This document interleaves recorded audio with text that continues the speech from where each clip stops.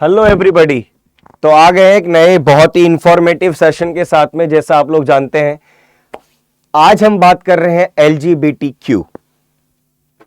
तो हर जून के अंदर लव प्राइड फेस्टिवल जो है उसको मनाया जाता है, जिसमें पूरी दुनिया से हर इंसान इसमें जुड़ता है। और किस तरीके से ये सेलिब्रेशन होता है वो ये है कि प्यार किसी भी रूप में हो सकता है। एक लड़का एक लड़के से कर सकता है, एक लड़की एक लड़की से कर सकती है।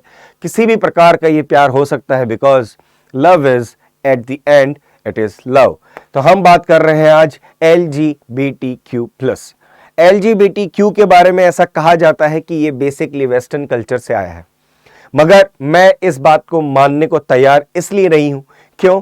क्योंकि अगर आप हमारे हिस्ट्री में जाएं और वहां से अगर इसके बारे में थोड़ा सा अगर पढ़ने की कोशिश करें तो आपको पता चलेगा कि आयरोनिकली ब्रिटिशर्स जो थे उन्होंने होमोसेक्सुअलिटी को प्लांट किया है हमारी सोसाइटी के अंदर। ये इस तरीके का एक कम्युनिटी था जिसको हमने पहले बहुत आराम से एक्सेप्ट किया हुआ था, और इस कम्युनिटी के लिए कोई भी ऐसी कोई चीज नहीं थी हमारे दिल में दिमाग में जिसको हम गलत समझें। लेकिन जो ब्रिटिशर्स थे उन्होंने इसको इम्प्लांट किया हमारी सोसाइटी के अंदर। जब कॉलोनियल राज हमारी हिंदुस्तान में आया और 1860 में जब आईपीसी आया, तो आईपीसी के सेक्शन 377 को किसने डाला? ब्रिटिशर्स ने डाला। और उन्होंने कहा कि जो होमोसेक्सुअलिटी है this is against the nature. उन्होंने कहा नेचर के ये अगेंस्ट है, और उन्होंने इसको एक क्रिमिनल ऑफेंस क्रिएट कर दिया। लेकिन अगर आप क्रोनोलॉजी की तरफ जाएं, थोड़ा सा अगर बैकग्राउंड देखें इसके बारे में, तो आप लोग समझेंगे कि इन द इनिशियल्स अगर हम बात करें तो सबसे पहले हम बात करते हैं हमारे स्क्रिप्चर्स के बारे में, हमारे वेदों के बारे में। इनमें अगर कहाँ है इसके बारे में लिखा हुआ, तो मैं आपको बता दूं कि अगर आपने महाभारत देखी होगी तो महाभारत में आपने शिखंडिनी को देखा होगा। और शिखंडिनी जो थी वो ट्रांसजेंडर में ट्रांसफॉर्म थी, और उनको इसके लिए उनकी जो वाइफ है उन्होंने उनको कई बार धिक्कारा, उसके लिए उन्होंने अपने आप को जो है ख़त्म कर दिया था। और उन्होंने प्रण लिया था कि वो भीष्म पितामह जो है उनको ख़त्म करेंगी। उसके लिए उन्होंने जो रीबर्थ लिया था वो भी एक ट्रांसजेंडर की तरह वो आई थी, एक लड़का बन के आई थी क्योंकि वो लड़की थी। लेकिन उनको मारने के लिए उन्होंने एक लड़के का जन्म लिया। और बात करते हैं हम अर्जुन जी, जो कि हमारे one of the favourite person रहे हैं महाभारत के अंदर, क्योंकि he was the star of Mahabharata. But he was also cursed by Urvashi when Urvashi was rejected by Arjun. जब अर्जुन ने उनको रिजेक्ट किया था तो उर्वशी ने उनको कर्स दिया था कि वो एक तीसरे जेंडर में कन्वर्ट हो जाएंगे, तीसरे जेंडर बन जाएंगे। और इस कारण से वो भी एक तीसरे जेंडर बन गए थे। और ये कर्स जो था इसको इंद्रदेव जो थे हमारे, उन्होंने इस कर्स को 1 साल के लिए कॉन्फाइन कर दिया था। 1 साल में उनको रहना पड़ा, उसके बाद में वो एक नॉर्मल इंसान बन गए। तो इसका जो इफेक्ट है LGBTQ का, ये हमारे बहुत पुराने समय से हमारी सोसाइटी में था। बात करते हैं मुगल्स के टाइम की। मुगल्स की टाइम की बात करते हैं तो बाबर था। बाबर का एक जो बाबर को किसी से इश्क हुआ तो उसका नाम, एक इंसान का जो एक लड़का था उसका नाम था बाबूरी। और बाबर और बाबूरी के बीच में इतना प्यार था कि उन्होंने उनके बारे में बहुत सारी पोएम्स लिखी हैं। तो ये अगर हम सोचने के लिए बैठें कि ये कितना पुराना मतलब डाटा है इसके बारे में, तो ये बहुत पहले से हमारी सोसाइटी में ऑलरेडी प्रिवेल करता था। मगर फिर ऐसा हुआ क्या कि होमोसेक्सुअलिटी जो है वो एक टैबू बन गया, वो एक इशू बन गया और उसको क्रिमिनलाइज करना पड़ गया। और वो किया है सिर्फ और सिर्फ ब्रिटिशर्स ने।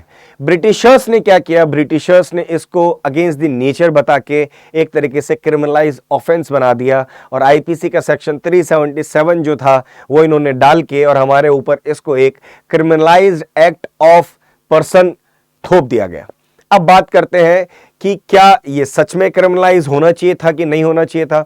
तो अगर आप कभी खजुराहो टेम्पल जाएं तो आप खजुराहो टेम्पल में जाके आप देखेंगे कि वहां पे स्कल्पचर्स हैं, बहुत सारी पेंटिंग्स जो हैं वो बनी हुई हैं, पत्थर के अंदर तराशी हुई हैं, उनको बनाया हुआ स्कल्पचर्स हैं। उसमें आप देखेंगे होमोसेक्सुअलिटी के एविडेंसेस आपको बहुत अच्छे से वहां दिख जाएंगे।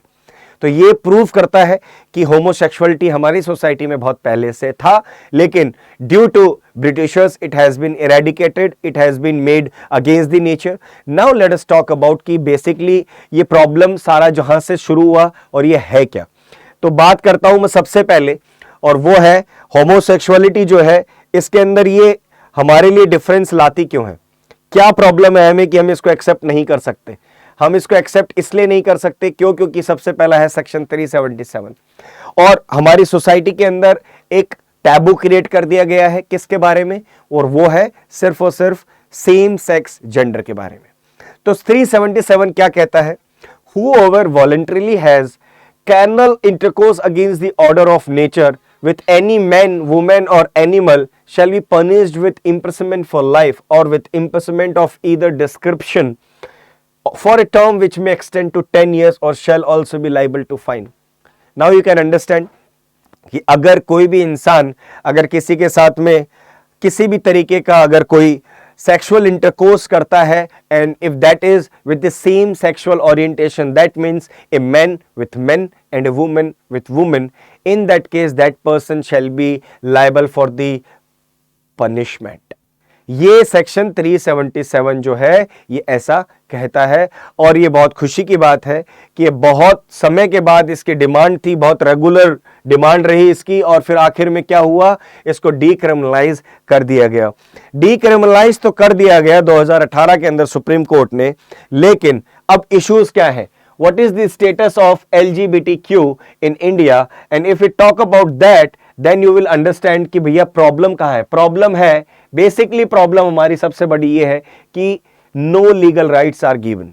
There are no legal rights, there are no marriage rights in LGBTQ community. अब LGBTQ कम्युनिटी जो है उसके केसेस हमारे सामने आए इसीलिए रहे क्योंकि वो इसको एक लीगल राइट चाहते हैं कि हमें हमारे लीगल राइट्स भी मिलने चाहिए कि हम शादी भी कर सकें, हम एक फैमिली भी बना सकें. ये सारी की सारी चीज़ है, ये सारी की सारी जो डिमांड्स हैं वो किन की हैं, LGBTQ सोसाइटी की हैं. अब बात करते हैं कि 377 हटने से फ़र्क क्या पड़ा है.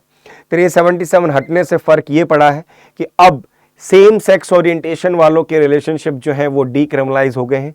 अब वो क्रिमिनल एक्ट नहीं है, अब उसमें सजा नहीं मिल सकती है. ओके, आगे बढ़ते हैं. तो टॉपिक क्या है, टॉपिक है now only applicable to non consensual sexual act और सेक्स विथ माइनर. अब सिर्फ 377 उनके ऊपर है जो नॉन कॉन्सेंशुअल है. अगर आप कोई मेल किसी मेल के साथ में without consent of that male अगर इंटरकोर्स करता है, in that situation he shall be charge with section 377. और if that person does with anybody who is minor then also he will be charge for section 377. I hope you have understood the point कि 377 अब कहां तक applied है और कहां कहां पे अब 377 की एप्लीकेशन जो है वो खत्म हो चुकी है. So now let us come to LGBTQ. Basically आप लोगों ने नाम ही सुना होगा, इसका मतलब है क्या. सो लेट अस टॉक कि भैया LGBTQ की फुल फॉर्म जो है वो है क्या. तो फुल फॉर्म कुछ इस प्रकार से है. L से होता है lesbian. Lesbian is means when a female has attraction towards any other same gender female then she might be called as lesbian. Gay, when a man has interest in men and he makes any relationship with a man, then that person is termed as gay.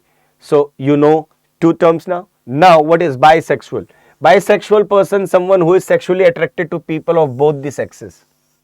Now like usually there are many times like if a person like a female, she is attracted to male as well and she is attracted to female as well, so that kind of a person shall be termed as bisexual because her orientation is bi, twin.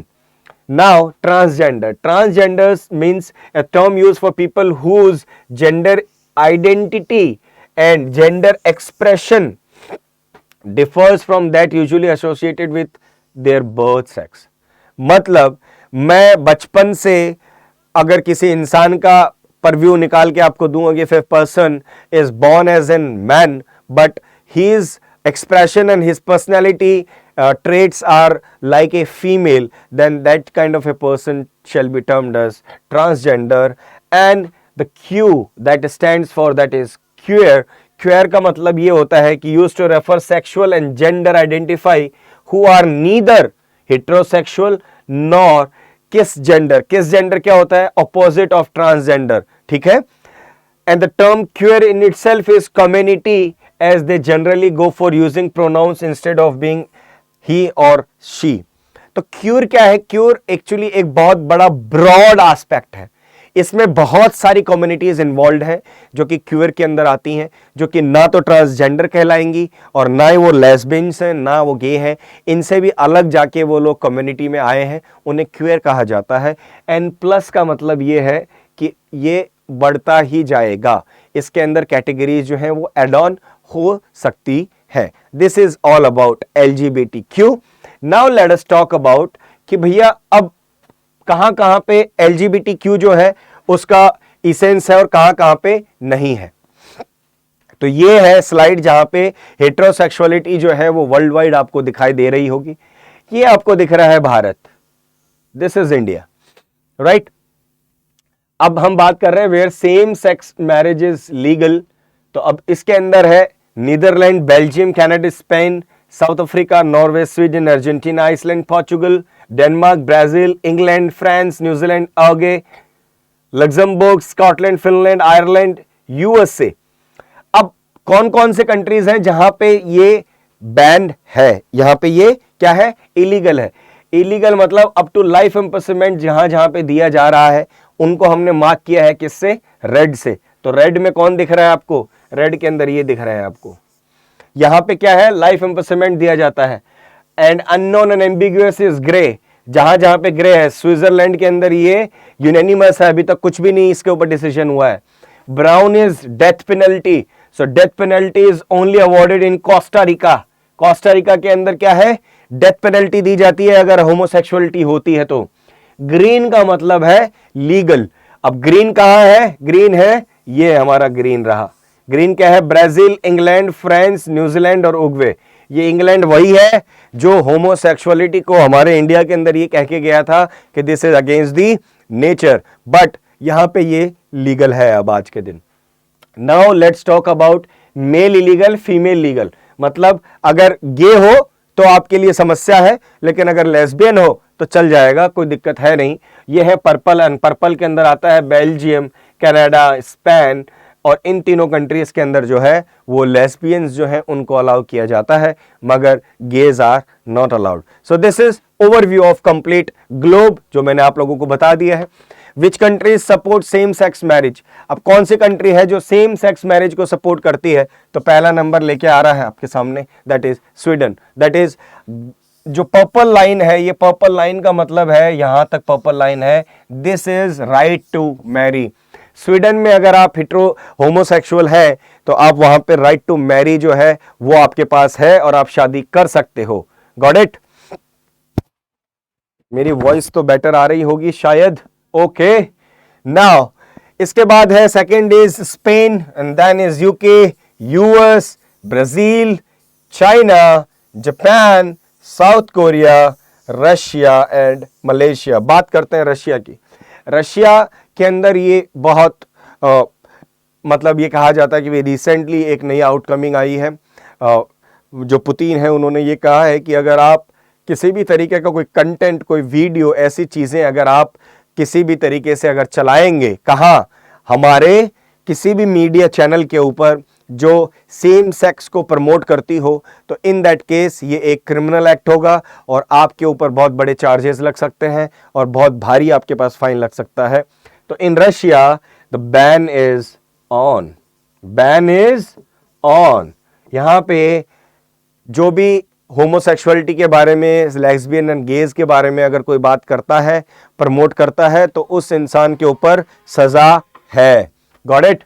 आगे बढ़ते हैं, और आगे बढ़ने के बाद में आप लोगों से एक दरख्वास्त भी है मेरी और एक एडवाइस भी है कि अगर आपको इसी तरीके के सेशन, इसी तरीके के टॉपिक्स डिटेल में चाहिए तो आप आ जाइए हमारे अड्डा 24/7 के प्लेटफॉर्म पे। वहाँ पे हम आप लोगों को सभी प्रकार के जो भी रीसेंट आउटकमिंग्स हैं, रीसेंट टॉपिक्स हैं, उनके बारे में डिटेल के अंदर सब कुछ समझाएंगे, और साथ के साथ उनसे रिलेटेड MCQs, उनकी हिस्ट्री, उनका बैकग्राउंड, ये सब कुछ उसमें इंक्लूडेड होगा। तो इसी के साथ आप लोगों के साथ मैं लूँगा एक बहुत बढ़िया सी अलविदा, और मिलता रहूँगा आप लोगों से इन्हीं तरह के बहुत इंपॉर्टेंट टॉपिक्स जो कि हमारे लिए करंट अफेयर में बहुत बहुत बहुत बहुत इंपॉर्टेंट हैं। और उनका background, historical, present and what can be the important question out of it, वो सब लेके मैं आप लोगों के साथ आ रहा हूं। तो इसी के साथ आप लोग हमारी ऐप पे आ जाए और हमारे साथ जुड़ जाएं। Very very have a good day and जय हिंद, जय भारत।